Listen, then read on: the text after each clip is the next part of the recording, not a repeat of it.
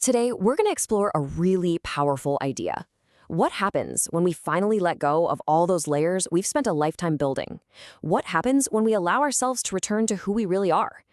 This is all about shedding the invisible weight we all carry, and about the rain that can remember your name even when you've forgotten it.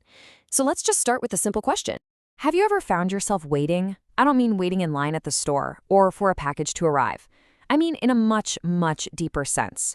Waiting for a different version of yourself to finally show up. Maybe it's the calmer version you're waiting for. The one who just doesn't get rattled in those high-stakes meetings.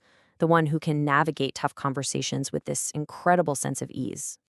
Or hey, maybe it's the braver version, the one who actually speaks their mind, who takes that big risk, who doesn't just swallow a great idea because they're afraid of how it might sound. Or maybe it's this one, the more finished version, the one who just seems to have it all figured out.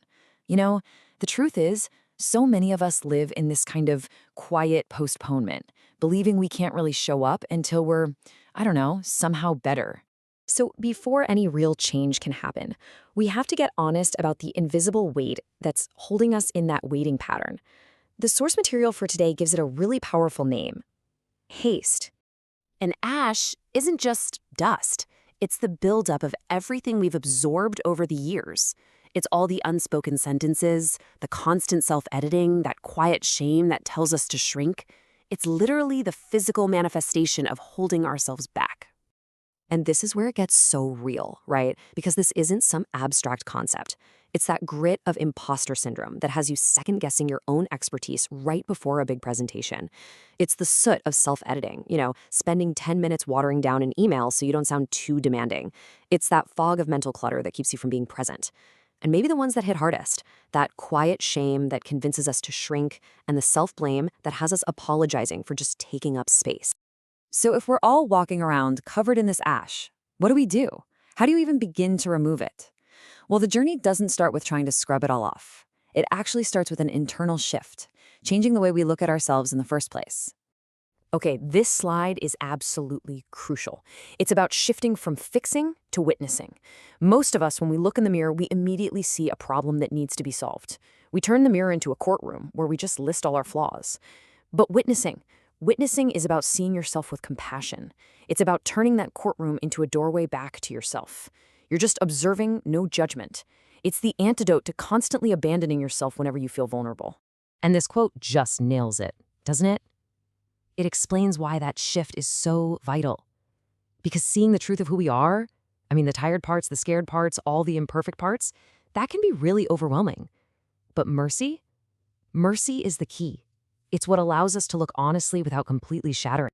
Once we learn to see ourselves with that kind of mercy, we create the space for something else to arrive. A kind of cleansing force.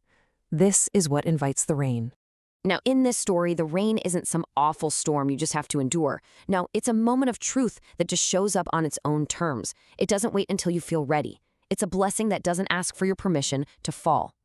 And as it falls, something truly profound happens. All those layers of ash, that old self-talk, the imposter syndrome, the years and years of shrinking, they actually begin to physically wash away. It's a full-body release, a feeling that the weight you've been carrying for so long is finally truly lifting. So what does that freedom actually look like? Well, it is not neat. It's not composed. It is often the exact opposite. It's messy. It's wet. It might feel a little undignified, even. But more than anything else, it is absolutely, unequivocally free. It's the pure relief that comes from no longer having to perform. And this right here is the core lesson. That release, it doesn't come from finally earning someone else's approval or getting permission. It comes the moment you stop asking for it and you start consenting to your own becoming in all of its messy, beautiful truth. Okay, so this is a powerful metaphor, a beautiful story, but how do we take it and turn it into something we can actually practice? The source material gives us a pretty clear path for integrating this into our own lives. It's a practice of returning to ourselves. So first step, name your ash. What is one old story you are just so ready to let go of? Next, you practice looking with mercy, just like we talked about, observing yourself without putting yourself on trial. Then you invite freedom. And this doesn't have to be some huge gesture. Just think of one small, unrehearsed moment of joy or play. And finally, you honor your truth. Think about the you that existed before all the dust settled. and make a promise to honor their joy in one small way this week.